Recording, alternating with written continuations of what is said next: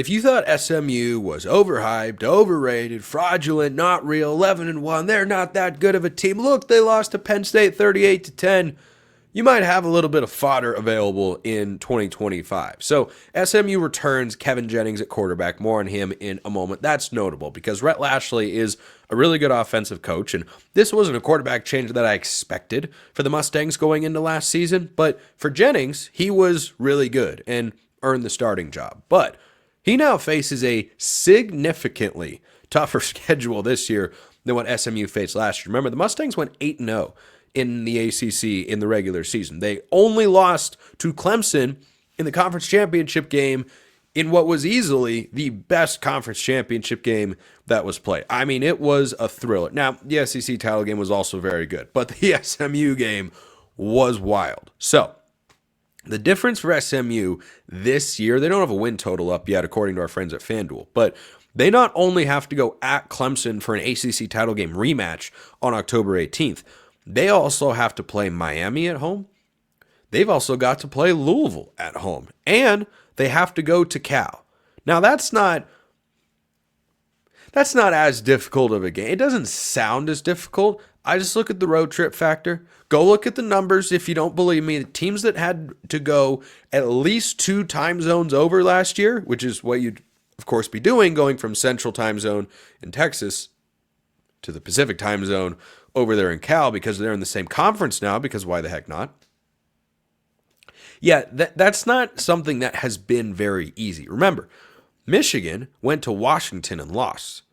Who do you think the better team was by the end of the season? You probably say Michigan. Well, they lost at Washington. Ohio State went to Eugene, lost to Oregon, then goes to the Rose Bowl, 2 time zones over, but bowl game and such, and on a neutral site, they smacked the Ducks, of course. So the good news for SMU, though, is they only have to leave the state of Texas once in the non-conference slate, and in their first 6 games. They only leave the state of Texas just one time.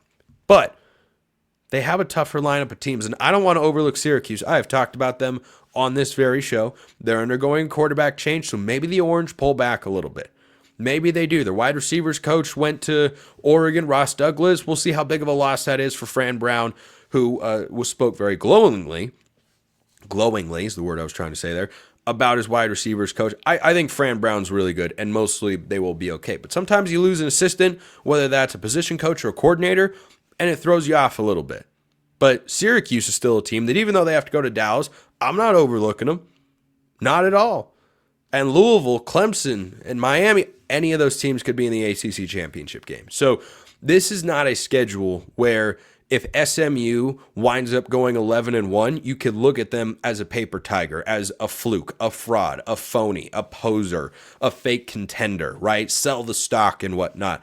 That's not what would happen with the Pony Express this year, because their non-conference slate also includes Baylor.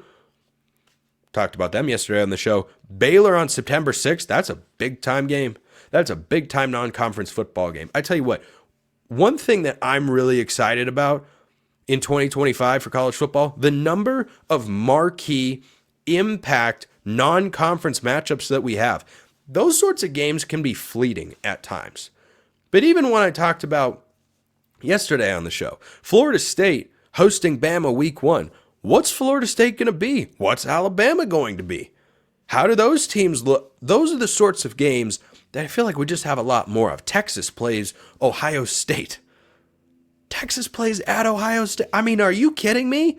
Those are the sorts of games that I would schedule if I were college football commissioner, or if we had a college football commissioner, so that there'd be maximum interest and intrigue all 3 weeks of the non-conference slate. But they also go to TCU. That's not a very big trip. They go to Fort Worth from Dallas. Yeah, that's a quick little bus ride. But that's an interesting game. That's a resume builder for either one of those teams. So SMU is going to be a preseason top 25 team, and deservedly so, with the season that they had a year ago and what they have coming back.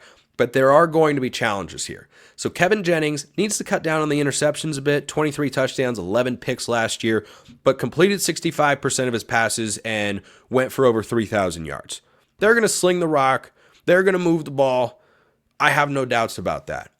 But he loses his top 2 receivers, loses his top rusher in Brashard Smith as well. The good news for Kevin Jennings is they bring in a transfer center from Arkansas to replace their outgoing starter. At least that's the way that it appears.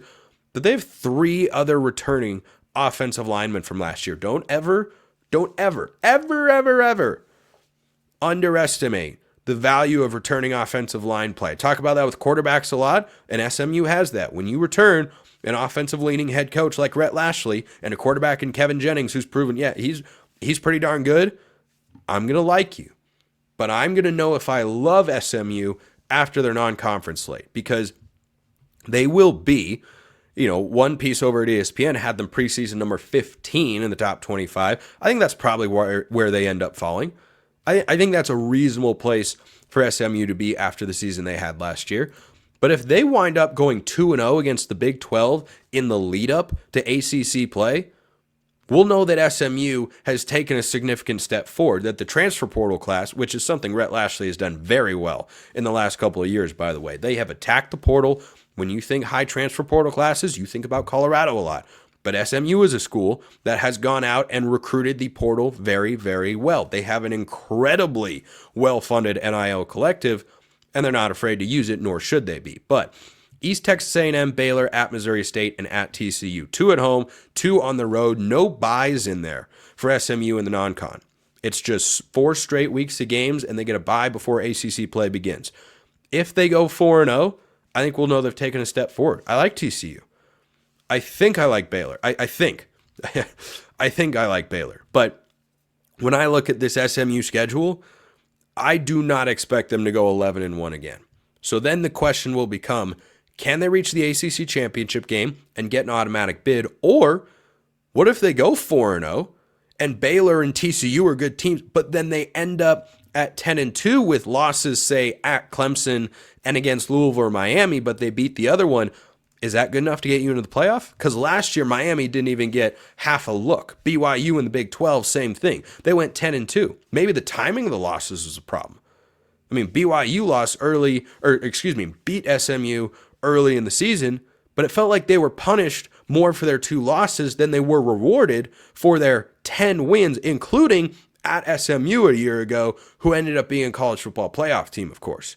So the resume opportunity is there for SMU to perhaps get more of a look at 10-2, but you probably need 11-1 to ensure you're in the playoff or an ACC championship. Now, 10-2 might get you there. Maybe you lose to TCU, but you beat 2 of Louisville, Miami, and Clemson. But that's where it's going to come down for SMU. Can they get back to the playoff? Yeah, they seem incredibly capable of doing that. I think they'll have the roster talent to be a double-digit win team. But to clinch that playoff berth in the regular season, we know the Big Ten and SEC are pulling the strings. They're the puppet masters behind the scenes. So you've got to be able to find 11 wins somehow, some way. How are you going to do it? Kevin Jennings, maybe turn the ball over slightly less. They could have lost to Duke last year, and this would have been a whole different situation. They would have had an ACC loss. Maybe they'll make the conference championship game. Who knows how that can go? But that's what it feels like it could come down to for Rhett Lashley and company. I think this is a very small margin. When you're in the ACC or the Big 12, you just don't have the same leeway that teams in the Big 10 or the SEC get. You just don't. You don't have to like it, but that's the way it is. But SMU schedule, much tougher than last year. If they go 11-1, I don't want to hear anybody anywhere ever saying, well, they're in the ACC. No, it's a solid schedule. Incredibly solid. Opportunities are there both to lose and have legit resume builders. How many teams are playing 2 Power 4s in the non-conference slate? There are not very many. So I applaud you, SMU, and wish you the best of luck. Appreciate everyone listening. I will see you next time, and until then, I hope you have a wonderful rest of your day.